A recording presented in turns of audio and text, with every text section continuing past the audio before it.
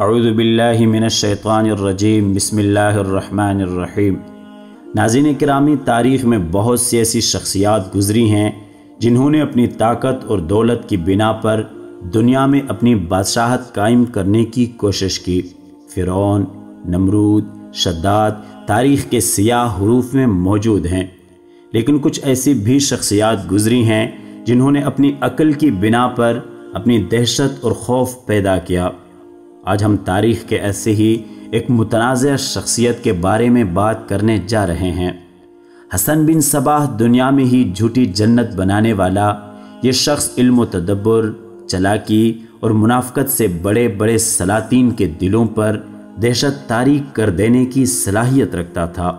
اس کی فوج نہ ہونے کے برابر تھی، لیکن بڑی بڑی افواج اسے ٹھکرانے سے گھبراتی تھی۔ مذہب، تاریخ، پومسٹری، علم نجوم اور خاص طور پر ریاضی اور جغرافیہ پر عبور رکھنے والا یہ شخص خودکش حملوں کا موجب کہلاتا ہے۔ سیاسی اور نظریاتی بندوں پر لوگوں کو قتل کرنے کا سلسلہ حسن بن صباح نے ہی شروع کیا تھا، اور کہا جاتا ہے کہ حسن بن صباح شداد کا دوسرا جنم تھا۔ آج کی اس ویڈیو میں ہم ان کی تاریخ اور ان کی جھوٹی جنت کی کارستانیوں کو جانیں گے، اور یہ جاننے کے لیے ہماری ویڈیو مکمل ضرور دیکھیے گا۔ ناظرین کرام، عبدالحکیم شرر نے 1899 میں اپنے ناول فردوس بری میں حسن بن صباح کی مصنوعی جنت کے احوال کو کچھ اس طرح بیان کیا ہے کہ چمنوں میں جا بجا نہروں کے کنارے سونے اور چاندی کے تخت بچھے ہیں، جن پر ریشمی پھولدار کپڑوں کا فرش ہے۔ لوگ پرتکلف اور طلائی لگاؤ تکیوں سے پیٹھ لگائے دل فریب اور ہوش ربا کمسن لڑکیوں کو پہلو میں لیے بیٹھے ہیں اور جنت کی بے فکریوں سے لطف اٹھا رہے ہیں۔ خوبصورت آفت روزگار لڑکے کہیں تو سامنے دستے بستہ کڑے ہیں، اور کہیں نہایت ہی نزاکت اور دل فریب حرکتوں سے ساکی گیری کر رہے ہیں۔ شراب کے دور چل رہے ہیں، اور صدائی یا قدرت کے سکھائے ہوئے خوبصورت پرندے پھلدار درختوں سے پھل توڑ کر لاتے ہیں اور ان کے سامنے رکھتے ہیں۔ حسن بن صباح اس جھوٹی جنت میں نوجوانوں کو ورغلا کر انہیں حکمرانوں، علماء اور دوسرے مخالفین کے قتل کے لیے بھیجتا تھا۔ حسن بن صباح کا اصل نام حسن الصباح تھا، اور وہ 1150 کی دہائی میں ایرانی شہر قم میں ایک عرب شیعہ خاندان میں پیدا ہوا۔ لڑکپن میں ہی ان کے والد اس زمانے کے علمی گڑھ رائے چلے گئے تھے۔ یہاں نوجوان حسن نے رائج علوم میں تیزی سے مہارت حاصل کرنا شروع کی۔ ان کی ملاقات امیر زراب نامی ایک دائی سے ہوئی، اور ان سے بیعت کر کے حسن اسماعیلی ہو گیا۔ اس زمانے میں مصر پر فاطمی خاندان کی حکومت تھی، جنہوں نے قاہرہ میں جامع الازہر قائم کی تھی۔ حسن 1078 میں مختلف ملکوں سے پھرتے پھراتے قاہرہ پہنچ گیا، جہاں اس کے افسانے پہلے ہی پہنچ چکے تھے۔ اس وجہ سے اس کی خوب آؤ بھگت کی گئی۔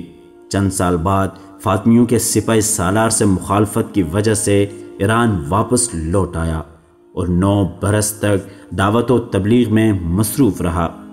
رفتہ رفتہ رودبار صوبے کے علاقے دلمان پر اپنی توجہ مرکوز کی۔ یہاں اس سے کوہ البرز کی برفانی چوٹیوں میں گرا ہوا ایک قلعہ نظر آیا، جہاں اس نے اپنے مستقبل کے منصوبوں کو انجام دینے کا فیصلہ کیا۔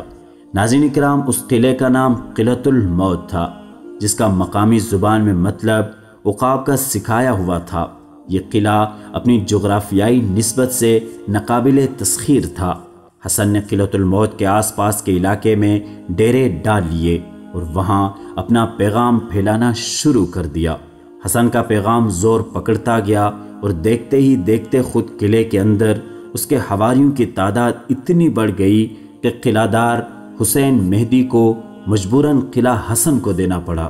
اس قلعے کو اپنا مرکز بنا کر حسن نے دور دور تک اپنا پیغام پھیلانا شروع کر دیا، اور کچھ عرصے میں آس پاس کے کئی علاقے اس کے قبضے میں آ گئے، اور جہاں پیغام کا اثر نہ ہوا اس علاقے پر زبردستی قبضہ کر لیا گیا۔ سلجوق سلطان ملک شاہ کو جب اپنے علاقے چھن جانے کا علم ہوا تو اس نے قلعۃ الموت کی سرکوبی کے لیے 1092 میں ایک لشکر بھیجا، لیکن 7000 فٹ کی بلندی پر واقع یہ قلعہ ناقابل تسخیر تھا اور لشکر کو شکست خوردہ واپس جانا پڑا۔ قلعے کے محاصرے کے چند ماہ بعد 16 اکتوبر 1992 میں حسن نے پہلا خودکش حملہ اپنے ہم جماعت نظام الملک پر کروایا، کیونکہ حسن کو اس بات کا علم ہو گیا تھا کہ نظام غدار ہو چکا ہے اور اسی نے قلعے پر حملہ کروایا تھا۔ حسن نے اپنے فدائیوں سے پوچھا کہ کون ہے جو اس ملک کو نظام الملک کے فتنے سے پاک کرے گا، اور ایک نوجوان نے ہاتھ کھڑا کیا اور سفر کے دوران نظام پر زہریلے خنجر سے حملہ کر دیا۔ ناظرین کرام، یہ اس کی مصنوعی جنت کے کمالات تھے۔ حسن نوجوانوں کو اپنی جھوٹی جنت کے جوہر دکھاتا، نوجوانوں کو نشہ پلا کر اس باغ کی سیر کروائی جاتی اور وہ سمجھتے کہ وہ جنت میں پہنچ گئے، اور جب انہیں بے ہوش کر کے اس جنت سے باہر نکالا جاتا تو وہ دوبارہ اس جنت میں جانے کے لیے ہر کام کرنے کو تیار ہوتے۔ حسن نوجوانوں کو جنت کی سیر کرواتا اور کہتا کہ یہ تو کچھ بھی نہیں اس جنت کے مقابلے میں جو تمہیں اپنے فرائض کے انجام پر ملے گی۔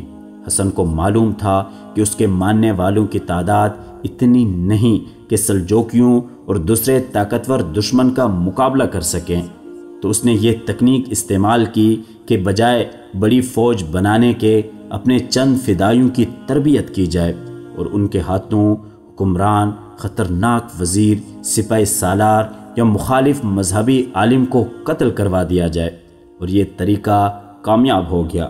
نظام کے بعد حسن کے فدائیوں نے کئی حکمرانوں، جرنیلوں اور مذہبی رہنماؤں کو نشانہ بنایا اور ان کی دہشت دور دور تک پھیل گئی۔ حسن کو جس حکمران یا وزیر سے خطرہ محسوس ہوتا، اس کے قلعے میں اپنا تربیت یافتہ فدائی بیچتا، جو مہینوں وہاں رہ کر اپنے دشمن کی روز کی روٹین کا اندازہ لگا کر ان کے تکیے کے نیچے ایک خط چھوڑتا جس پر اسے دھمکی دی جاتی کہ اپنے کاموں سے باز آ جاؤ، اور اگر وہ پھر بھی نہ ہٹتے تو اس سے صفحہ ہستی سے مٹا دیا جاتا۔ کئی اہم شخصیات کسی بھی اجنبی سے ملنے سے کتراتے تھے اور اپنے لباس کے نیچے احتیاطاً ذرہ بختر رکھتے۔ حسن بن صباح کی مصنوعی جنت کی ایک جھلک سے نوجوان اس کے لیے ہر کام کرنے کو تیار ہو جاتے تھے۔ مخالفین کی نظر میں یہ لوگ دہشت گرد تھے۔ ان سب کے باوجود حسن الصباح بہت ذہین سیاسی رہنما اور منظم شخص تھا اور انصاف پسند حکمران تھا۔ مشہور ہے کہ انصاف کے تقاضے پورے کرنے کے لیے اس نے اپنے دونوں بیٹوں کو قتل کر دیا تھا۔ حسن نے 1124 کے قریب وفات پائی اور وفات کے 1.5 صدی کے بعد ہلاکو خان نے قلعۃ الموت کو فتح کیا۔ معزز ناظرین، پچھلے چند عشروں کے دوران خودکش حملے آوروں کی لہر کے بعد حسن الصباح کی بازگشت میڈیا پر سننے میں آئی، اور کئی ناولوں اور کہانیوں کے علاوہ حسن الصباح کے فدائی آج کی مشہور ویڈیو گیم اسیسن کریڈ میں جلوہ گر ہوتے ہیں۔ یہ بھی مشہور ہے کہ انگریزی زبان کا لفظ اسیسن بھی اسی دور کی پیداوار ہے، اور کئی بار سننے میں آتا ہے کہ فلاں تنظیم میں نوجوانوں کو ورغلایا جاتا ہے اور پھر دہشت گردی کروائی جاتی ہے۔ اللہ ہمیں ان تمام فتنوں سے بچنے کی توفیق عطا فرمائے۔